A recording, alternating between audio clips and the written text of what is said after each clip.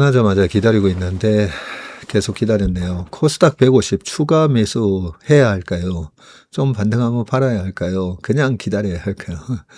네, 그런 말씀 하셨는데, 퀀트적으로 보면 짝수해에 코스닥이 박살 났을 때, 네, 대체적으로는 보면 9월, 10월, 요때가 바닥이 많은데, 예, 그때 사서 그 다음에 5월에서 7월 이렇게 또 분할해서 팔면 수익이 꽤 괜찮습니다.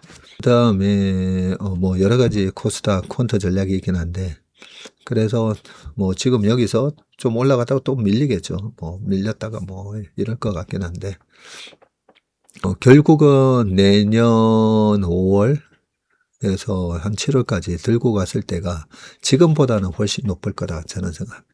지금보다는. 근데 중간에 이 변동성은 잘 모르겠고요. 그래서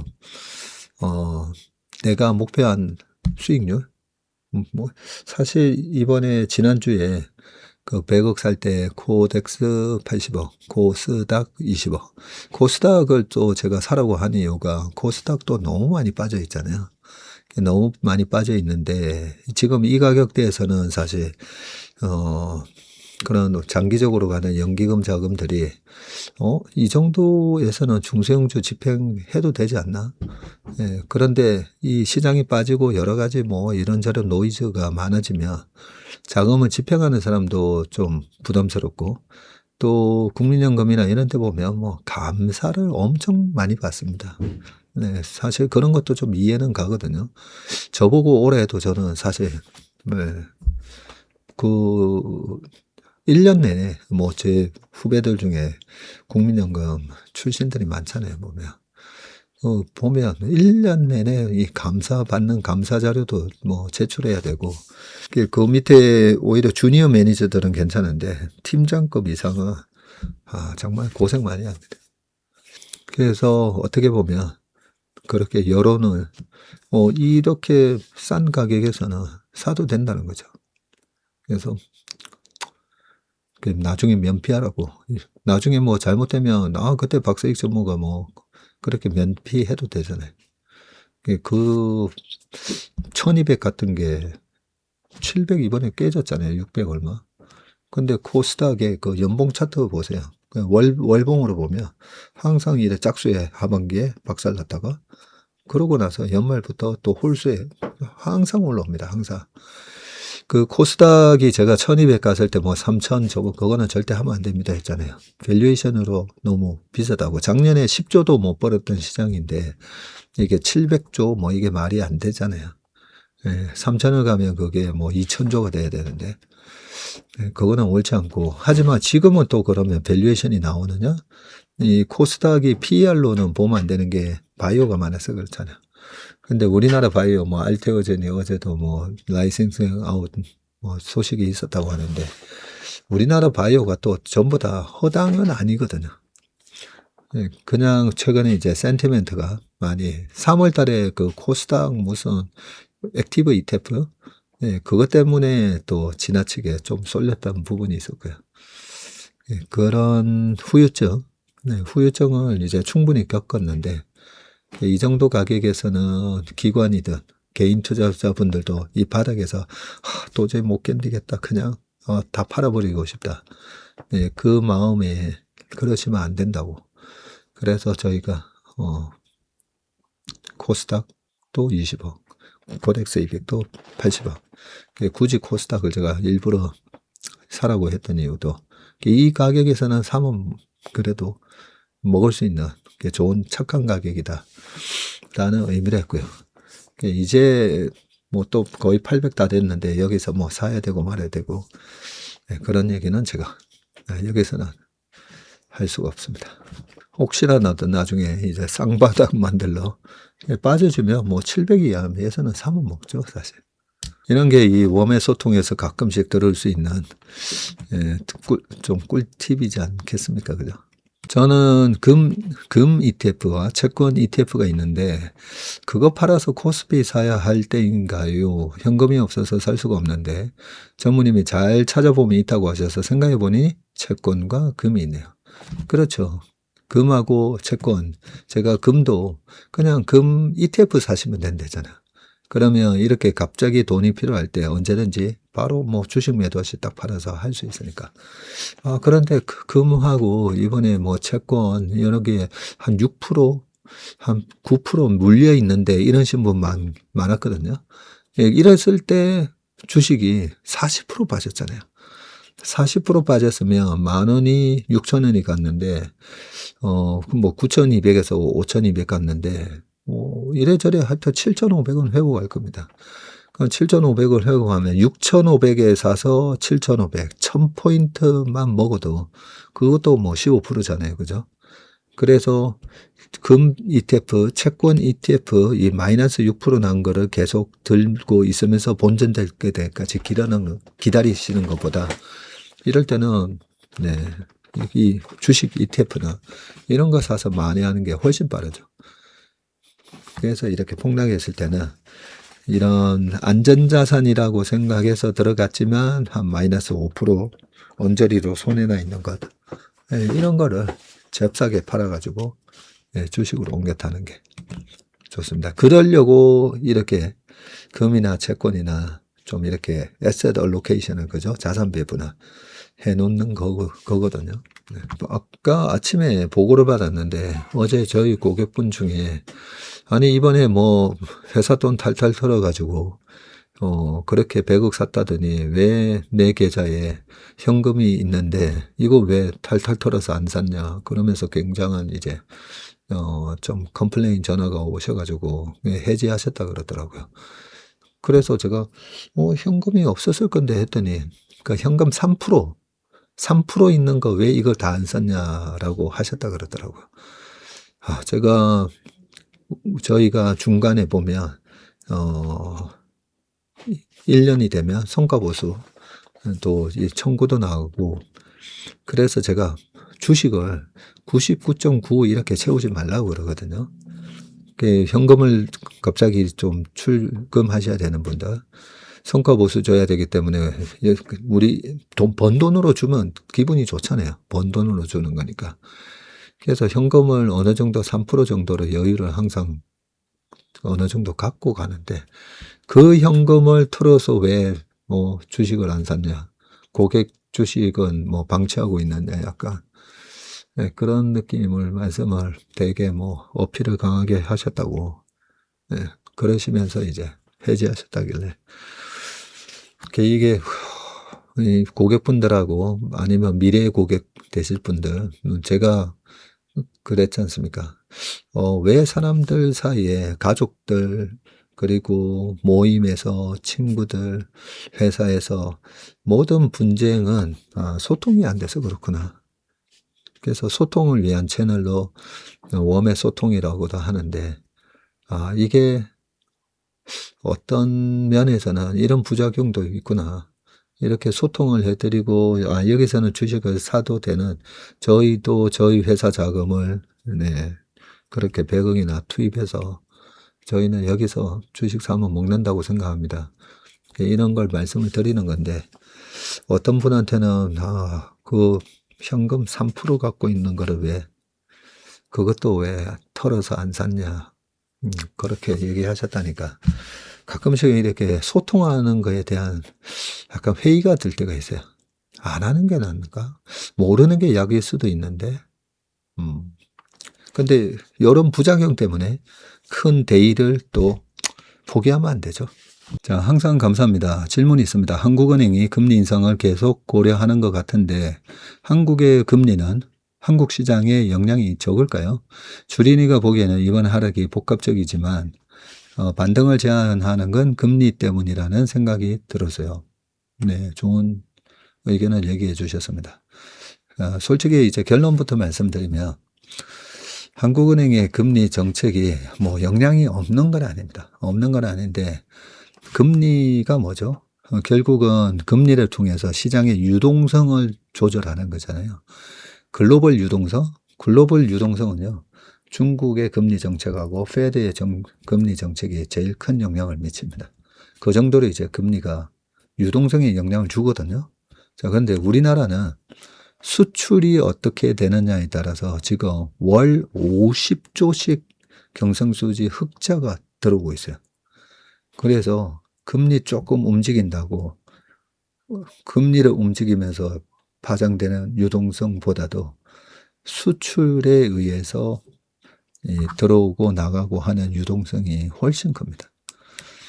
그래서 뭐 금리를 통해서 뭐 집값을 잡겠다 뭐 여러 가지 있지만 사실 부동산 가격 상승에 부동산뿐만 아니죠. 모든 물가 상승의 근원적인 문제는요. 너무 지나치게 많이 찍어대는 달러 때문인 거예요. 달러 때문에. 네, 그것 때문에 전 세계의 물가가 다 올라가는 겁니다. 그래서 사실 이번에 한 주택을 가지고 그 처음만 그 장기 뭐 공제를 해줘야 되지. 두 번째, 세 번째 올라가고 옮겨갔을 때마다 왜 계속 혜택을 주냐. 그런 얘기가 있었잖아요. 얘기가 있는데 내가 사는 한 집이 물가만큼 올라가는 거죠. 물가보다도 약간 더 올라가는 경향도 있긴 합니다. 네. 근데 물가가 올라간 거잖아요. 이익이 있는 곳에 세금이 있다는데 사실은 보면 물가가 간 거거든요. 물가가 올라갔는 데다가 우리 어릴 때 하면 자꾸만 너무 옛날 사람처럼 보이는데 네. 어릴 때 그 회수권 15원이었잖아요. 15원. 10원, 15원이었잖아요. 지금 1,500원 한다고 지금 버스 회사들이 완전히 뭐 떼돈 벌고 있습니까? 아니잖아요. 물가가 올라간 거잖아요. 옛날에 짜장면 값 뭐 200원, 300원 하다가 지금 8,000원, 만원에 판다고 해서 중국집들이 뭐 떼돈을 벌고 있는 거 아니잖아요.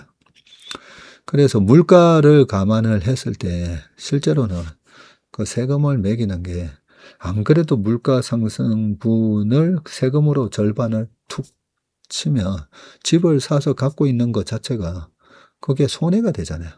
그래서 생애 첫 집이든 첫 집에서 두 번째, 세 번째 내가 좀 더 좋은 동네로 가면서 한 집을 계속 유지하고 있다고 해서 그게 두 번째, 세 번째라도 그걸 혜택을 주면 안 된다. 그런 게 보면 뭐 들을 때는 그럴싸해 보이잖아요. 그래 한 번만 혜택 주면 되지. 그럴싸해 보이잖아요. 근데 상식적으로 생각하면 맞지 않는 얘기예요. 자, 내가 80년에서 85년까지 집을 샀다고 한 번에. 그래서 좀 다른 아파트로 옮겼어요. 가족들이 애들이 커가면서 집을 큰 평수로 늘렸다 치자고요. 그러고 나서 85년부터 2020년까지 오랫동안 했는데 첫 집에 대해서만 혜택을 주고 두 번째 이사한 집에 대해서 혜택을 안 준다. 저는 한 번씩 보면 근원적인 이 물가 상승이라는 이 원인이 이 페드가 너무 돈을 많이 찍어서 그런 그 근본적인 원인이 있는데 그거 뭐 우리가 어떻게 할 수가 없는 거잖아요. 그래서 제가 늘 주장하는 거는 우리 20, 30대에서 생애 첫 집을 80% 장기 모기지를 통해서 집을 살 수 있게 해줘야 된다는 거죠. 그래서 우리가 다 해봤잖아요. 30대, 40대 가면서 집값이 언제 떨어지나 해가지고 기다리려고 샀더니 안 떨어지잖아요. 그 많은 부동산 비관론자들이 무슨 탓 하면서 그리고 정부가 이걸 집값을 잡겠다. 아니 페드랑 뭐 일본이랑 유럽이랑 그렇게 기축통화국들이 돈을 찍어내는데 어떻게 물가가 안 올라갈 수가 있냐고요. 그걸 잡겠다라고 얘기를 하는 것 자체가 저는 잘못됐다고 생각합니다. 그런데 그거는 있어요. 저희 아버지 회사가 양복 만드는 회사였는데 망했다 했잖아요. 왜냐하면 93년에도 그때도 30만 원이었고 지금도 30만 원이에요. 왜 물가만큼 못 올라갔을까? 공급이 너무 많아서 그런 거죠. 공급이 많으면 아무리 물가가 올라가도 못 올라갑니다. 그래서 부동산 정책은 뭐 세금이니 뭐니 저는 그것도 저게 소용이 없을 거라는 걸 모르시나 그런 생각도 들고요. 얼마 전에 제가 정환기금 얘기했잖아요.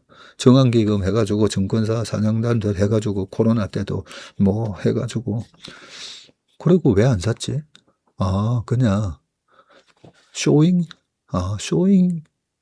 쇼잉 하신 건가? 막 폭락장에, 우리가 이렇게 모여서 대책회의를 했습니다. 액션 안 하는 대책회의가 뭔 소용이 있습니까? 그죠? 그리고 효과적인 방법을 써야죠. 근데 정황기금 이런 거는 효과적인 방법이거든요. 수급에 바로 영향을 주는 거잖아요.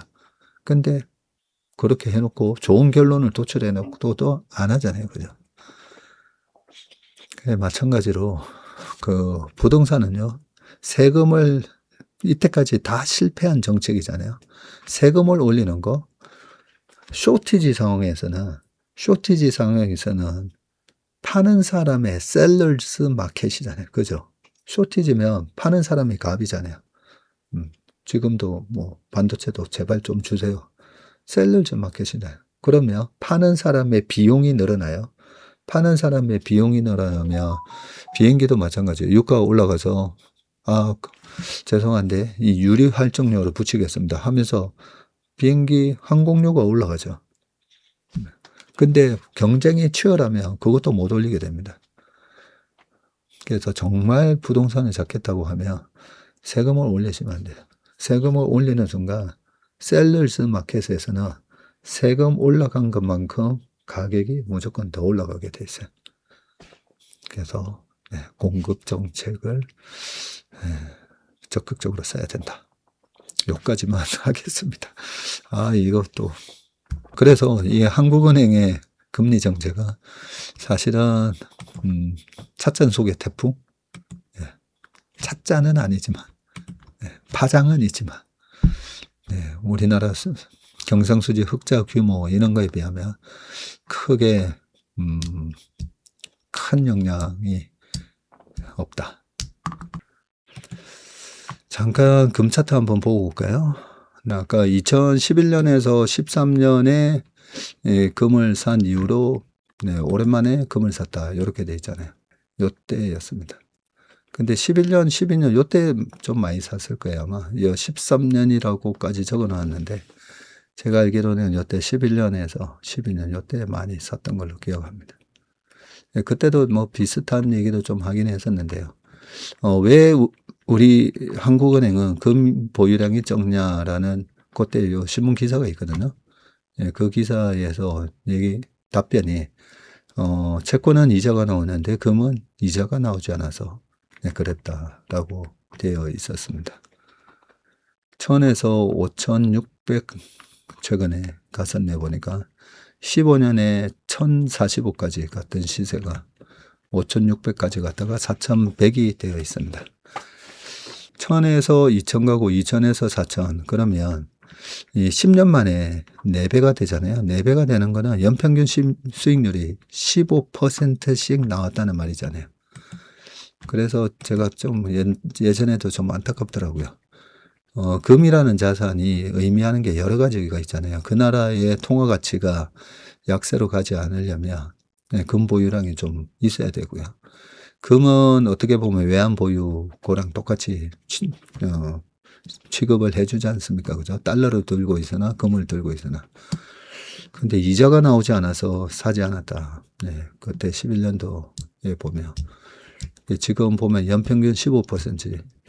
금이라는 자산은 희소하잖아요, 보면. 그래서 금에 대한 이런 부분도 저는 아예 그냥 매년 그냥 샀으면 좋겠어요, 매년. 그러면 달러 코스트 에버리징이라고 매년 그냥 평균 가격은 되잖아요. 평균 가격에 그래도 사게는 되잖아요. 그랬다가 뭐 정말로 좀 많이 빠지면 좀 더 비중을 늘리고요. 최근에는 지금 고점 대비는 올해 1월 달이었는데요. 고점 대비는 지금 26% 빠져 있습니다.